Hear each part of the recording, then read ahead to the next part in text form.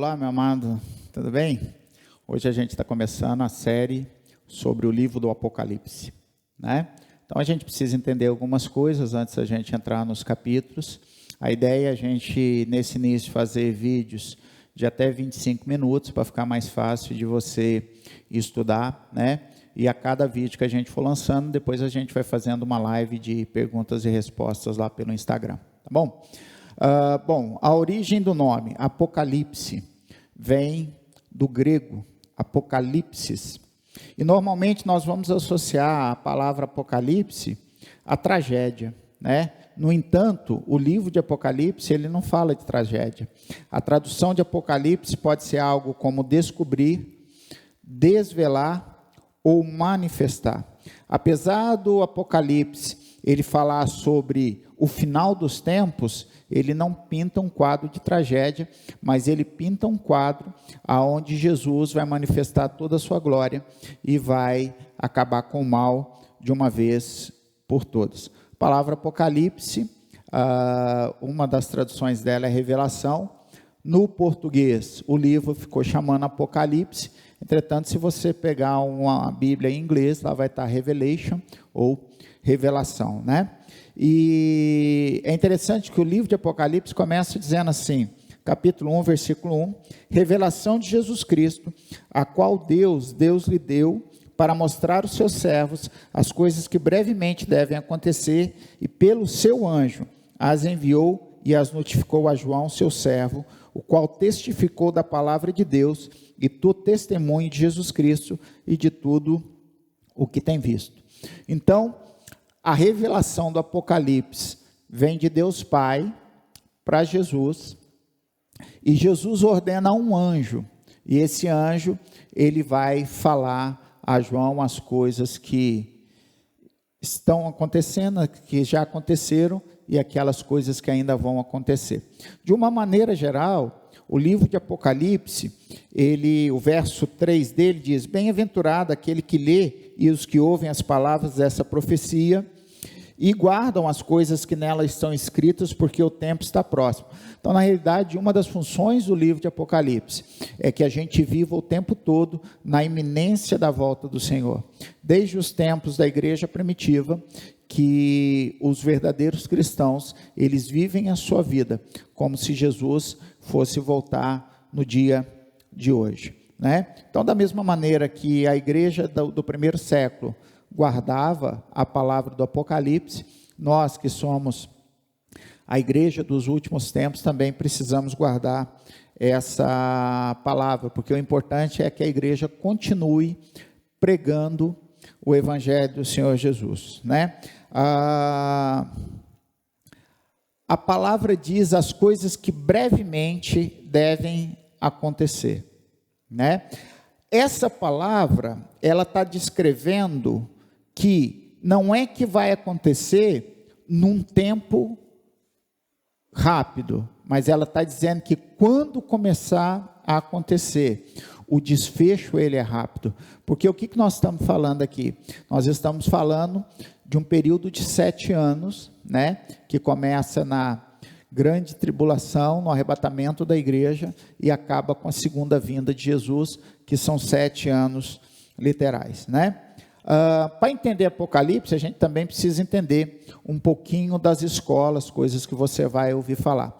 Então, por exemplo, você vai ouvir falar, quando você estiver estudando, alguém estiver falando sobre Apocalipse, alguém pode falar assim, os preteristas. Quem são os preteristas? Os preteristas são uma linha de pensamento que concluem que tudo que diz respeito ao Apocalipse já aconteceu, que não tem mais nada que vai acontecer, que tudo aconteceu no tempo do Império Romano, né? Entretanto, a gente não pode levar essa linha em consideração, porque a segunda vinda de Cristo ainda não aconteceu, e o livro de Apocalipse fala sobre isso. A segunda linha de pensamento é o pensamento historicista. Então, eles buscam fatos históricos, comprovando coisas que já aconteceram no Apocalipse, mas nem tudo aconteceu. E mais importante, por que nós não vamos nessa linha historicista? Porque na linha historicista, eles não levam em conta o lado espiritual do Apocalipse. Então, também, nós não podemos levar em conta, porque essa linha historicista, eles não consideram o cânon bíblico, né, como de uma maneira geral. A terceira linha são os futuristas. Os futuristas, eles ensinam que o capítulo 1, 2 e 3 já se realizaram naqueles dias, entretanto, a gente entende que parte dos capítulos 1, 2 e 3 ainda irão acontecer. Dentro desse grupo, nós vamos ter 3 grupos distintos, que são os pré-tribulacionistas e os pós-tribulacionistas. Os pré-tribulacionistas, eles acreditam que a igreja vai ser arrebatada antes, né, do período da grande tribulação. Pela palavra, eu creio nisso, que a igreja não vai passar pela grande tribulação. Depois nós temos um segundo grupo, que são os mesotribulacionistas, que eles acreditam que a igreja passa pelos primeiros 3 anos e meio da tribulação, e no meio delas, ela é arrebatada, né? E depois nós temos os pós-tribulacionistas, que acreditam que a igreja vai ficar durante a grande tribulação. Entretanto, não tem como a igreja ficar depois para a pós-tribulação, porque Israel precisa ser restaurado. E Israel só pode ser restaurado quando a igreja for retirada do mundo e Israel começar a fazer aquilo que Deus colocou para ele desde o princípio, que era a pregação do Evangelho. Nós temos também a escola simbólica, e a escola simbólica, ela entende que o Apocalipse não é profético, que ele é só simbolismo, que ele não é literal. Então, é um conflito entre o cristianismo e o paganismo. Temos também a escola espiritualizante, onde os defensores dela interpretam um conceito que tudo na natureza tem uma realidade espiritual, onde nada é literal, né? Temos a escola literal, que interpreta tudo literalmente ao pé da letra, e temos aquilo que a gente acha que concorda, talvez, que seja a melhor das escolas, que é a escola eclética, que ela entende aquilo que é literal, ela entende aquilo que é simbólico. Por quê? Porque existem algumas expressões dentro do Apocalipse, como, semelhante, que vai mostrar para a gente que são coisas, né, que são simbólicas. Como nós também vamos ver várias coisas que elas são históricas, algumas são futuristas, né? Então, ela é a escola que ela não cai num extremismo, né? Porque o Apocalipse é um livro que deve ser estudado em profunda oração e na total dependência de Deus, né? Então, nós vamos começar agora a falar sobre Apocalipse, capítulo 1. Divisão de Apocalipse. Apocalipse, capítulo 1, né? Versículo 19 diz: escreve as coisas que tem visto, e as que são, e aquelas que depois destas hão de acontecer. Então, no primeiro capítulo, capítulo 1 do livro de Apocalipse, nós vamos ver o quê? Nós vamos ver Jesus começando a entregar, o anjo começando a entregar a João a revelação. João tem a visão do Cristo glorificado, ele não vê mais o Cristo sujo de sangue, ele não vê o Cristo com seus cabelos cheios de areia, ele não vê mais o Cristo com seus pés sangrando, mas ele vê o Cristo glorificado. Os seus cabelos são brancos como a neve, os seus olhos são como chama de fogo, os seus pés são como latão reluzente, a sua face tem um brilho maior do que o sol, quando brilha na sua força. Então, ele vê todo o esplendor de Jesus. E uma coisa que é interessante no livro de Apocalipse, é que quando João é chamado, né, para subir e para ver as coisas, a primeira coisa que ele vê são 7 castiçais de ouro. Então ele ouve uma voz de alguém que está falando com ele, e quando ele ouve essa voz que ele vira, aí ele vê Jesus. O que você precisa entender? O mundo jamais conseguirá ver Jesus, a não ser através da igreja. Então a igreja, ela tem uma grande relevância, que é levar Jesus para as pessoas. A Bíblia também diz, né, no capítulo 1 de Apocalipse, depois você pode ler, que Jesus está passeando no meio dos castiçais de ouro. O que significa isso? Que a cada vez que a igreja se reúne, Jesus está andando no meio dela. Andando para quê? Para poder levar para ela uma palavra de consolo. A Bíblia diz que quando João viu Jesus, ele caiu como morto. Porém, Jesus chegou, tocou no seu ombro e disse: não temas. Precisamos entender que através do livro de Apocalipse, o Senhor Jesus está dizendo: eu estou no meio da igreja, e não é para a igreja temer. No capítulos 2 e 3, nós vamos ver Jesus falando acerca das coisas, que são, capítulo 1 ele fala de algo do passado, capítulo 2 e 3 ele vai falar de algo do presente, ao mesmo tempo que algo do futuro, e a partir do capítulo de número 4, ele vai falar exclusivamente das coisas que vão acontecer. Então, no capítulo 2 e no capítulo 3, nós vamos ver Jesus falando com as 7 igrejas. Então, preste bem atenção. Jesus está falando para 7 igrejas daquele tempo, de coisas que estão acontecendo no tempo delas. Jesus está falando com a igreja de Éfeso, fala que ela é uma igreja que tem boas obras, de uma igreja que ensina a palavra, de uma igreja que não suporta os falsos profetas. Entretanto, Jesus tem algo contra ela, diz: olha, tenho porém contra ti que se esquecestes do primeiro amor. Quando você lê tudo que a Bíblia está falando acerca daquela igreja, como é que uma igreja que tem um nível de obras daquele pode ter esquecido o seu primeiro amor? Alguns estudiosos dizem que é porque ela começou a fazer por obrigação. Queridos, o nível de comprometimento que eu vejo escrito, eu não acredito nisso. Eu acredito que quando Jesus está falando ali, você deixou de lado seu primeiro amor, eu acredito que ela deixou de pregar o evangelho a todos.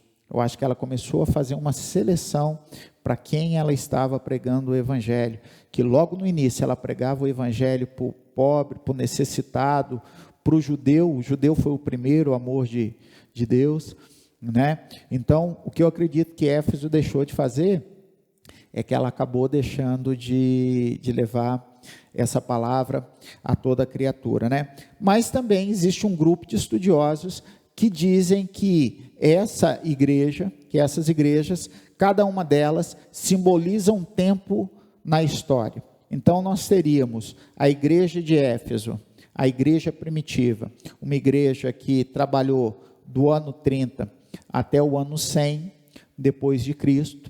Então a igreja de Éfeso simbolizaria essa igreja, uma igreja que começou pregando a toda criatura, mas que depois foi ficando seletiva, e por isso Jesus fala para ela que ela deixou de pregar com o primeiro amor. Depois nós temos a igreja de Esmirna. A igreja de Esmirna é uma igreja que ela não tem nenhum tipo de chamada de atenção por parte de Jesus, ela só tem elogios, E Jesus diz que ela é uma igreja que acha que é fraca, mas Jesus diz que você tem força, E Jesus diz assim: vocês serão entregues durante 10 dias para serem presos por Satanás, mas tem de bom ânimo. Então a igreja de Esmirna, ela simboliza a igreja perseguida pelo Império Romano. Esses 10 dias simbolizam 10 imperadores que vão martirizar essa igreja, vão jogar os cristãos no Coliseu, os cristãos serão comidos por feras, os cristãos serão mortos por gladiadores, a história diz que Nero vai pegar esses cristãos, amarra esses cristãos em postes, joga piche, bota fogo em cima para eles iluminarem as ruas de Roma. Então, a igreja de Esmirna, ela vai do século 100 até o século 312 depois de Cristo. Logo depois nós temos a igreja de Pérgamo. A palavra Pérgamo significa casamento. E essa igreja de Pérgamo, ela simboliza o término da igreja primitiva e o início da igreja romana, né? É o casamento do Estado, a união do Estado com a igreja, e ela vai de 312 a 590. Logo depois dessa igreja que tem essa junção com Roma, e aí o Império Romano, ele vai terminar depois de um tempo, entra a igreja de Tiatira, e a igreja de Tiatira, ela representa a igreja da Idade Média, da Idade das Trevas, uma igreja extremamente corrupta e uma igreja extremamente idólatra, uma igreja que não está preocupada em levar uma palavra de salvação, nem uma palavra de conforto, mas uma igreja que está muito preocupada nos seus próprios ganhos, né? Depois nós vamos ter a igreja de Sardes, e essa igreja, ela representa a igreja do tempo da Reforma, que vai de 1517 a 1730, e por ser um período aonde houve a reforma, mas ainda há uma guerra muito grande entre o protestantismo e a igreja católica, a igreja de Sardes é uma igreja que acha que está viva, mas ela está morta, né? De acordo com os estudiosos.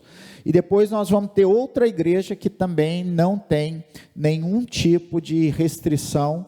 Nós vamos ter uma igreja que só tem elogios, que é a igreja de Filadélfia. A igreja de Filadélfia, ela vai de 1730 até o início do ano de 1900, e ela é aquela igreja missionária, aquela igreja que saiu pelo mundo, aquela igreja que fez uma grande expansão do evangelho.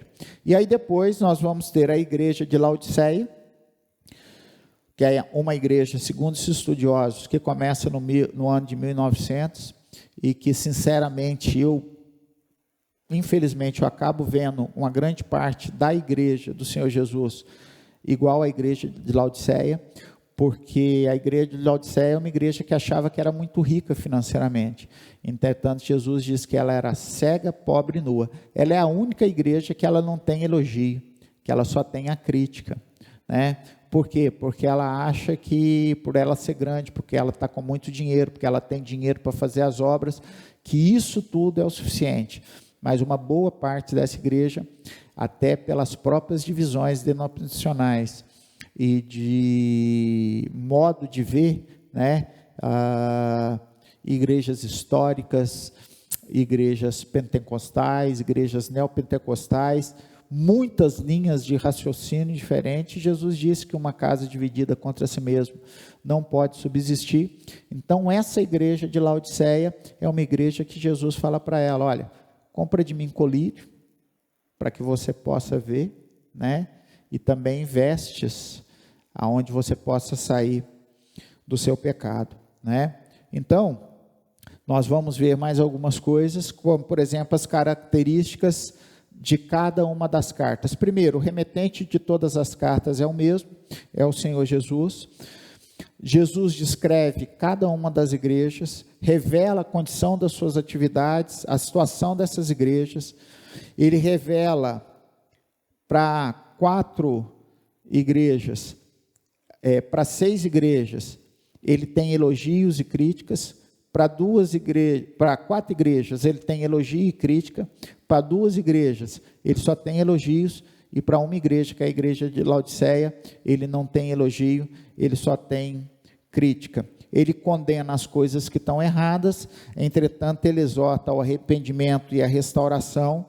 Ele declara um juízo, ele declara uma punição se eles não seguirem, né? E ele proclama também as bênçãos. Como eu já te falei, a igreja de Éfeso é a que deixou o primeiro amor. O nome Éfeso significa, né, desejado.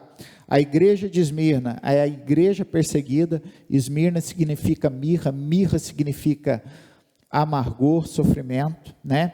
Pérgamo é a igreja que significa casamento, casamento do Estado do estado da igreja. Tiatira, né, a igreja da falsa doutrina, né, o nome dela é sacrifício contínuo. A igreja de Sardes, que é uma igreja morta, o nome Sardes significa pedra preciosa. Filadélfia, a igreja fiel, o significado do nome dela é amor fraternal. E aí a gente chega na última igreja, a igreja dos tempos atuais, segundo os estudiosos, a igreja de Laodiceia. Sabe o que significa a igreja de Laodiceia? É uma igreja morna, é uma igreja que ela não tem o fervor dos outros tempos, é uma igreja religiosa, né? E qual que é o nome dela? Olha só, o nome de Laodiceia significa direito do povo ou democracia, né? Nós sabemos que o reino de Deus ele é teocrático, né? É o governo de Deus. Entretanto, numa grande maioria de denominações hoje, as pessoas querem que a igreja seja democrática, ou seja, a vontade do povo prevaleça. E o que tem que prevalecer é a vontade de Deus. Deus ama uma igreja que fala aquilo que as pessoas precisam ouvir e não aquilo que elas querem ouvir, né? E aí, depois de tudo isso, Deus vai falar, Jesus vai falar das recompensas de cada uma das igrejas. Então, para a igreja de Éfeso, ele diz: Éfeso, se você voltar aonde você caiu, se você resolver o problema do teu primeiro amor, você vai poder comer da árvore da vida. Para Esmirna, a igreja perseguida, ele diz: você vai ganhar a coroa da vida, você não vai sofrer o dano da segunda morte. A igreja que mesmo nos tempos difíceis continua fazendo a vontade de Deus, é uma igreja que não vai sofrer o dano da segunda morte, né? A igreja de Pérgamo, Jesus diz: olha, se você deixar essa união com o Estado, e se você fizer aquilo que eu te mando fazer, então eu te darei do maná escondido, ou seja, ela vai receber uma porção privilegiada da palavra de Deus, e além disso ela vai receber uma pedra branca. O que significa essa pedra branca? Nos tempos do Império Romano, quando uma pessoa era julgada, se colocava uma pedra dentro de um saquinho e dava à pessoa para ela enfiar a mão e tirar essa pedra. Se a pedra fosse preta, significava que ela fosse condenada. A pedra branca significava que ela foi absolvida. O que Jesus está falando aqui para a igreja de Pérgamo é que se ela voltar, ela vai ser perdoada de todos os seus pecados. A igreja de Tiatira, Deus vai dar a ela autoridade sobre as nações e vai chamar ela de estrela da manhã. Sardes, a igreja morta, vai receber vestes brancas. Brancura, vestes brancas significa santidade, e o nome dela também vai ser proclamado no livro da vida. A Filadélfia, a igreja fiel, a coluna eterna do santuário de Deus, nome de Deus e o nome da Nova Jerusalém, né? E a Laodiceia, o Senhor disse que se ela deixar o seu mau caminho e fazer o que ela deve fazer, então ela terá lugares de honra para se assentar no trono junto com o Senhor Jesus Cristo. Assim, queridos, nós terminamos os capítulos 1, 2 e 3 de Apocalipse, e na próxima aula nós vamos começar a falar das coisas que hão de acontecer. Eu falei sobre as coisas que João viu, sobre as coisas que estavam acontecendo, e na próxima aula a gente começa a falar nas coisas que irão acontecer. Deus te abençoe, um grande abraço e até o próximo vídeo.